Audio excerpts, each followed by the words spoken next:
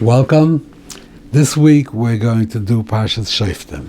The passuk says, "Kisovei la'oretz asher Hashem elokecha noisen lach." The land Hashem is giving to you, v'yirishta, you should conquer it, v'yeshafta ba, and you should settle in it. V'amarta, and you're going to say, "Asima elei melech kechol hagoyim asher tzvivaisai."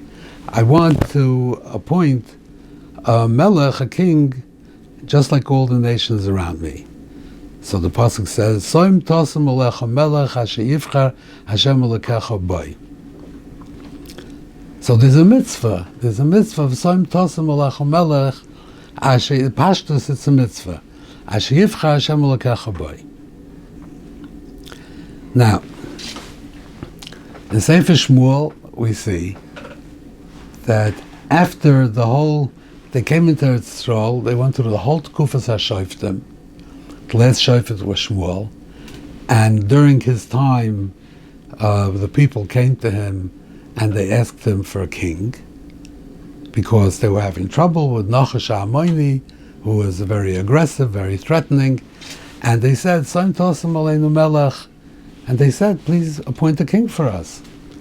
So Shmuel got very angry with them, and he said, "Why do you need a king? A king is going to make you all kinds of trouble. He's going to take he's going to draft your children, and he's going to take your money." And the Rebbeinu Shalom said to him, "Loi b'cha ma'asu, ela bi ma'asu." They didn't reject you; they rejected me. Because it says, "Ani malkam." The Rebbeinu Shalom is the melech. So the question is, what was wrong with what they did? There's a kingdom. They asked them for a melech. What was wrong with it? It's a mitzvah in the Torah. It's a mitzvah say. So some want to say that it's not really a mitzvah. It's only a rishus. But most of the Ma'anei mitzvahs count the mitzvah of Soim tosem alecha melech as one of the mitzvahs. So others say that they asked Shaloika Hagen. They didn't say, "I want a melech," because of the mitzvah. They said, "K'chol hagoyim, I need a melech k'chol hagoyim." So the Barbanel asks, if the problem was that they asked Shaloika Hagen, what happened for 400 years during the Kufas HaShoftim? Why didn't anybody ask Hagen? Why didn't Asliel ask Hagen? Yiftach, Shimshon, all of these Shoftim, why didn't they ask Hagen? They asked Shloika Hagen, okay, fine. But why during the Kufas Shoftim did nobody ask Hagen? So therefore, he wants to say that it's a rishus. So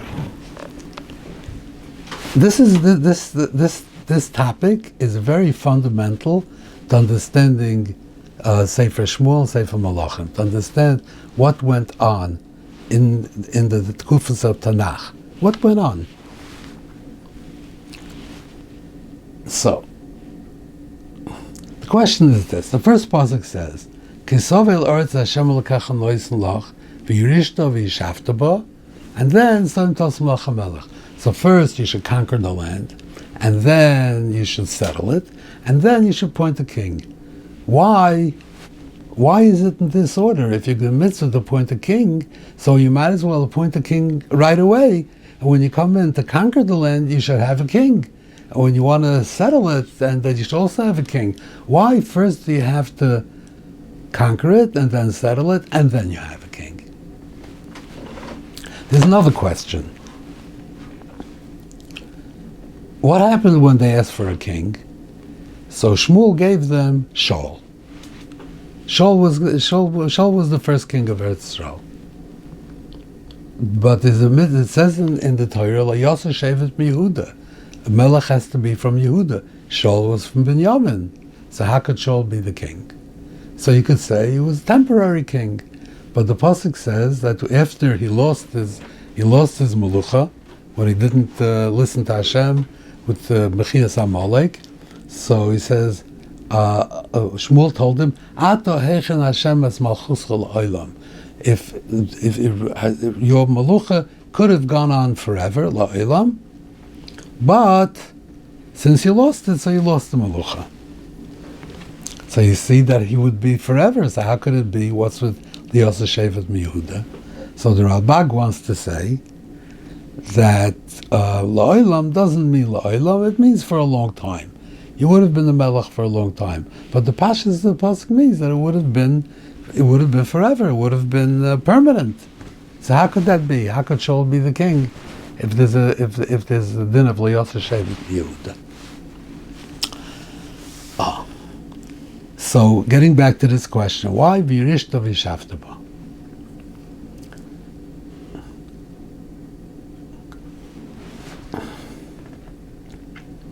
The idea of a melech, the idea of the mitzvah of Soim Tosn Lach Melech, was not to have a melech who's going to be your executive director, is your executive, chief executive, your president, your political officer who's going to take care of the country. He'll mobilize the army, he'll put taxes. That was not the point. The point of a melech was that the melech should be a manig ruchni. The melech should be the one who's going to be like a rebbe, that his role would be to elevate the ruchnizik madrega of all the people. That would be, and to come to Hashlom and Avodas Hashem. That was the purpose of a melech. Now, the Tkufas HaShoftim, there was 400 years, and all the pasukim, and it says in the passuk, V'yom ehem ein melech b'Yisrael ish hayosher be'einav yaseh. So what does this mean? So it's l'gnai, it's also l'shvach, that they could do whatever they want, and sometimes they did averes and they went after the goyim and they were over the avodah zarah. But it's also l'shvach. That's what the avodah of the Tkufas HaShoftim was, to create a utopian society, a society that functioned without a government. That was the purpose. Why do you need a government? You need a government to control the people. But the avodah in the Tkufas HaShoftim was to have a society which is governed by the Torah.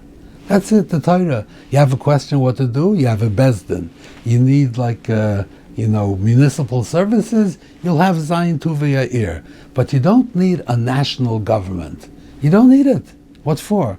You're going to live a stable life, and you can learn Torah, you can do mitzvahs. Hashem will protect you. You don't need a government. So what happened, Kufas HaShoftim, was, and this was a preparation for Soim Tosn Lach Melech, because if you would have a melech that when he comes in and is appointed melech, he has to be busy with all kinds of political and governmental issues, then that will corrupt him. He needs to be kulei Torah, kulei avodah. That's what a melech has to be. He should not be busy with the things that a normal melech is busy with. So in order to have such a melech, then first they have to be v'yirishta, first conquer the land. The king should not be involved in conquering the land. Use shaftaba, settle it, establish all the towns and the cities. The king should not be involved in that.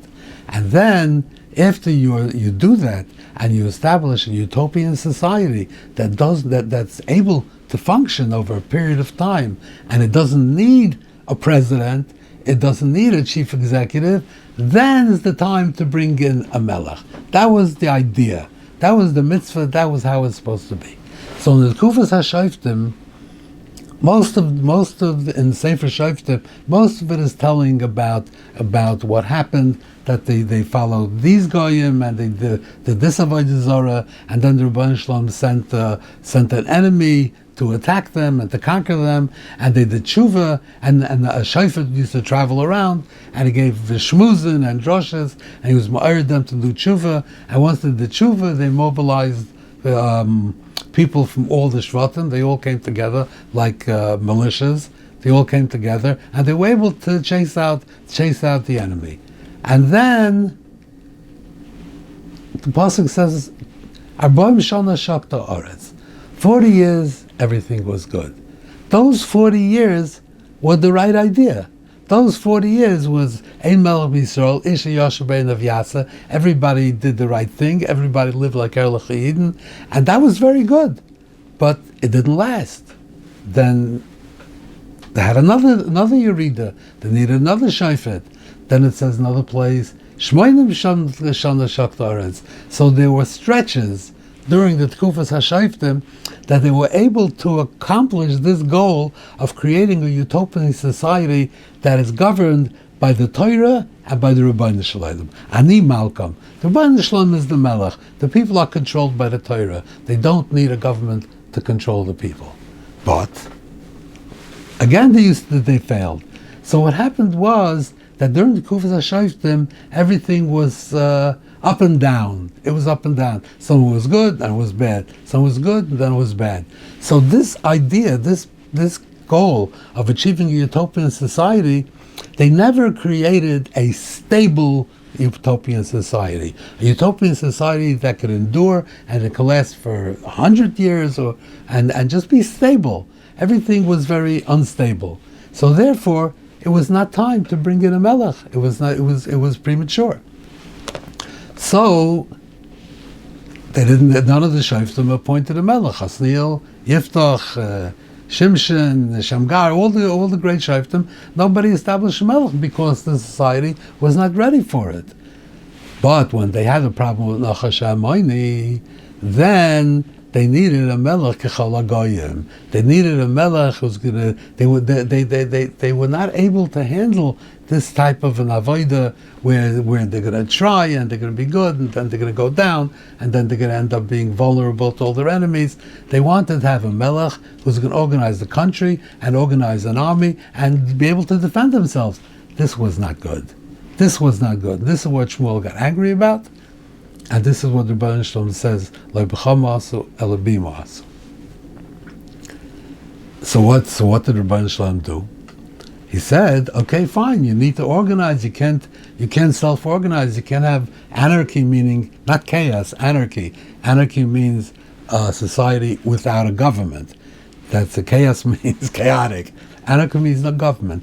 So the idea was to create an anarchy society that is able to function without a government, and that avoids all kinds of corruption and abuse and everything. And you have a utopian society, and it works well. And then the Melech will come in, and he will be the man the Gruchni, and he will be Malad Madrig of the whole cloud.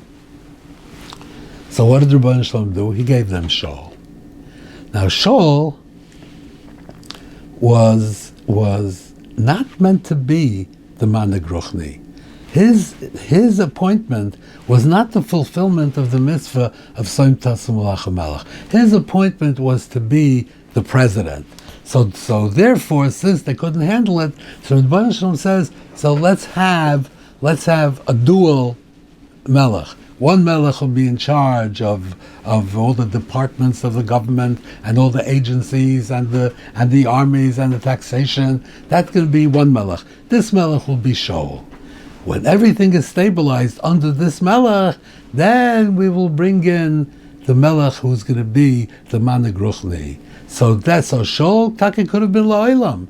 He could have been always. Shaul's job would be to be the president, and his children would be also he'd be the political president, and there would be La'ilam, and his children and his grandchildren. All of them would have this role, this job, but they still would not have the man Gruchni. So what happened? Shaul failed. After a couple of years, then he failed. So the Rebbeinu Shalom said, okay, so now we have to appoint David. David was given the double job. David was to be the man Gruchni, and was also supposed to be the president. The society needed a president. So David was the political ruler, and he was also the man Gruchni. And David was fantastic. I mean, he was like, David HaMelech inspired everybody. He was very good. And for a couple of generations it worked. The Medrash says that, and it's on near Basoda was the passuk, the Eis HaZomir Regia, the Elu HaMelachim, Ela Malachim, David, Shloima, Rechavam, Aviyam, and Asa. So 5 generations we had Taka, a really the type of melech that we want, and some tas melech melech. But the appointment of David was premature, because ideally Shaul would have been melech for a number of years, and then he would have stabilized the country, and then you'd bring in David, and then his only job would be to be the Managruchni. But Lamaisa, since Shaul failed, so David had to be brought in, and given not only his job as the Managruchni, but also Shaul's job as being the political president of the monarch who was ruler of the country. So therefore he had to do both. So that was very difficult. So it lasted for a few generations, and afterwards the Melucha became corrupted. And the further Melachim became corrupted. If Shaul had lasted longer, maybe the result would have been better. Okay. Let's go a little bit further in the passuk. Rak li'arbelei susim, a melech should not have many horses. How many does he need for his chariot? I don't know, 4 or 6. He should not have more. V'yoshev esam Mitzrayim, the people shouldn't go back to Mitzrayim to get horses came from Mitzrayim. So they wouldn't have to go back to Mitzrayim to get more horses for the king who needs a lot of horses. Leman harba sus. So he shouldn't be marba sus. So in the beginning it says Rak li'arbelei susim, and the end it says Leman harba sus. Now what is the meaning of sus? Sus is also a plural. You look in Targum. Targum says li'azgalei susavan, and then it says lazgalei susavan. In both places it's a plural. But in Lashon Kodesh, anything which is a plural, which is below 10, is said in the Lashon Rabbim. If it's above 10, then it's B'Lashon Yachid. Arboim Shana Akud B'Doyer. Arboim Shana. 1. So that's the rule. You'll see it all over. If you go above 10, it's always B'Lashon Yachid. We spoke about this, I think, back in Parshas Yigash or somewhere. I don't remember. But so what's the pshat in the beginning Susim and the end Sus? Because the Melech, he has enough horses for his chariot. So maybe he has 6 horses for his chariot. So mainly he's going to send people to get him more horses. How many more does he need? He needs another 6. How many does he need? So they're going to get him susim. He's going to need more. The extra that he needs is going to be below 10.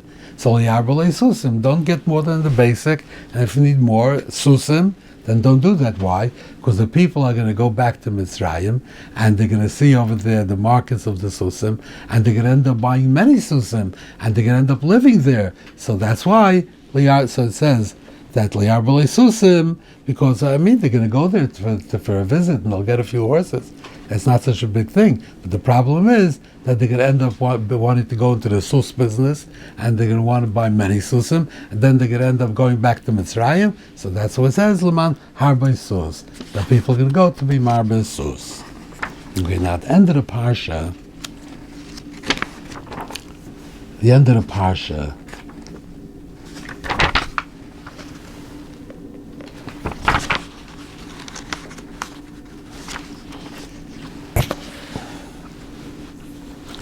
you have the Parsha of eglah arufah, that somebody has found the cholol, a dead person, out in the field, out of the city.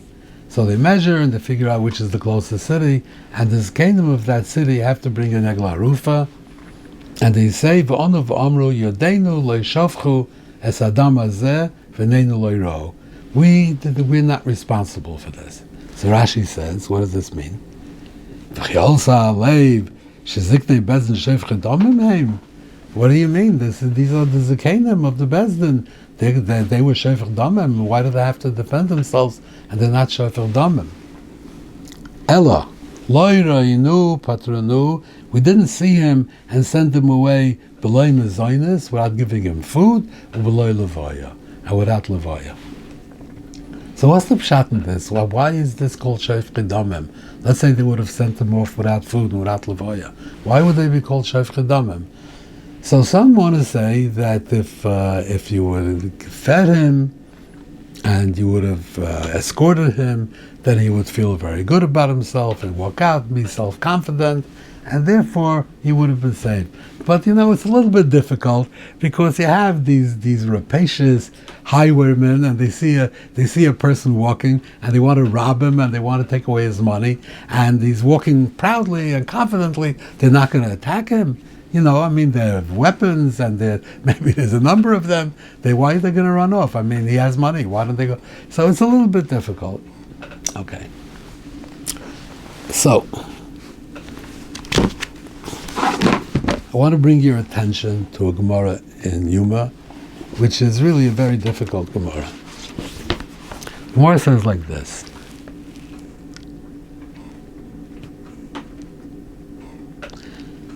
HaKadosh Baruch Hu said to Shaul, and Shmuel said, Amalek HaKadosh Baruch Hu to Shaul through Shmuel, Leich v'kisos Amalek. Go destroy Amalek, smite Amalek. Amar, so he said, Uma nefesh achas, Amar Torah, have eglah arufah. If for one person you find him dead, you have to bring an eglah arufah. Kol ha-nefashos halalu alachas kama v'kama. There's so many people in all these Amaleki cities. Kolshkein, that is something that you shouldn't do. Vim adam chata, a person was chayta, behema machata. So why should we destroy the behemoths? Vim gedolim chatu, ktanim machatu. Yotza baskel v'omer loy, al titzadik harbe. So what's the pshat in this? Shaul says in the passuk that he was the talmid, he was the best in Eretz Yisrael, shichmai lamala, and he was a tzaddik. He was a great man, a tzaddik. So the Rebbeinu Shalom told him to do it.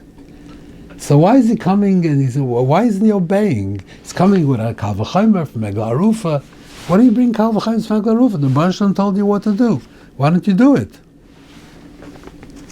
As the passuk says, Koimer Hashem, he told them, Ato leich v'kisos Amalek v'charamtem es kol ashaloi v'leisachmu olav v'heimatom ish v'adishom oil v'adyonik v'shor v'adsem v'gomel v'adchamor. So it's very clear. So what is he saying? He's saying he's making a kal v'chomer for eglah arufah. What is he doing? And what does the Baskal say? Al titzadik harbe.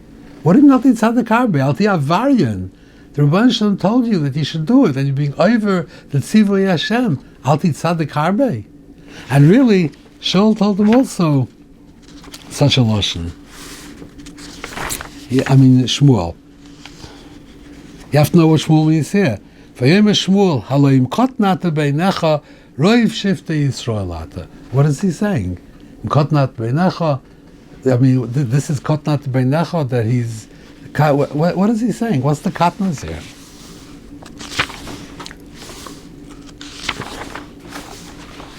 So, I'd like to suggest a pshat that the mitzvah of eglah arufah is pshat. That the idea of eglah arufah is that you should be machshiv, that every single person is tremendously chashiv.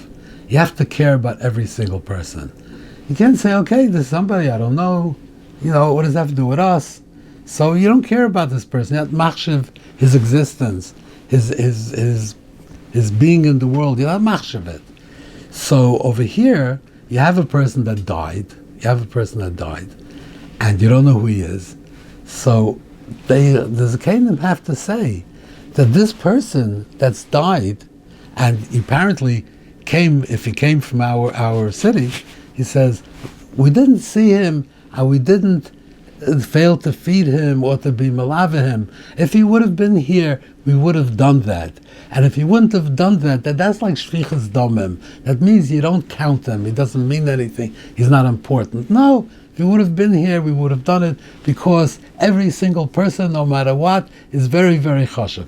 That is the idea of the mitzvah of eglah arufah, to make a public display with the whole ritual, and to show that you have to care about every single person. Yeah, the person died, okay, so okay, a person died. We didn't do anything.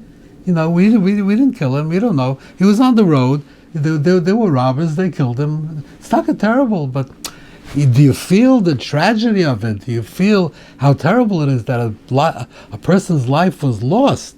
This is what the eglah arufah has to do. That this person, he's out there, we don't know him, but we appreciate how chashuv that person is, even though we don't know him. And if we had seen him, we undoubtedly would have fed him, and we undoubtedly would have escorted him out of the city, because every single person is very chashuv. So now, Shaul was saying like this: the mitzvah of killing Amalek is to take away all the chemla that you have in your heart, any kind of sympathy, anything you feel in your heart for these people. You have to take it out, and you have to see them as snakes and scorpions, and they have to be killed without any kind of compunction. Otherwise, if you feel any kind of sympathy for them, if you see them as not as snakes and scorpions, and you go and you kill them, then that would be achzorius. The Rebbeinu Shalom is not asking you to be an achzor. The Rebbeinu Shalom is saying that these are your mortal enemies. You should not feel any kind of compassion for them, and then you should go kill them. So Shaul was saying like this: eglah arufah is telling you you have to feel compassion, you have to care about every single person. And in order to be Mekayim Amalek, also he says, Shaul, he said to him, V'gam kimoisi, what does he say? Shaul said to him, he says, V'gam kimoisi, one second.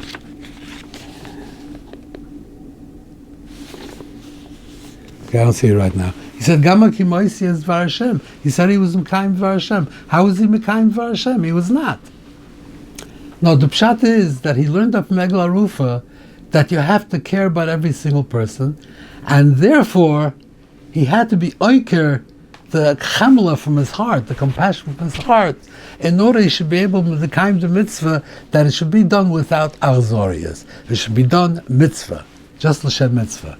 So he says, okay, I understand that the people, they are warriors, they are our enemies, they threaten us, so maybe I could be oiker the chemel of my heart, and I could destroy them without being an achzar.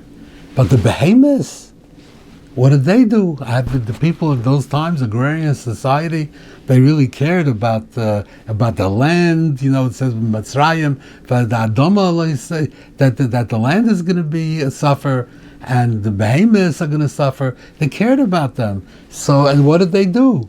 So, okay, fine. I was able to be oiker that chemla. Also, I can do that. But what's with the katanim, the children?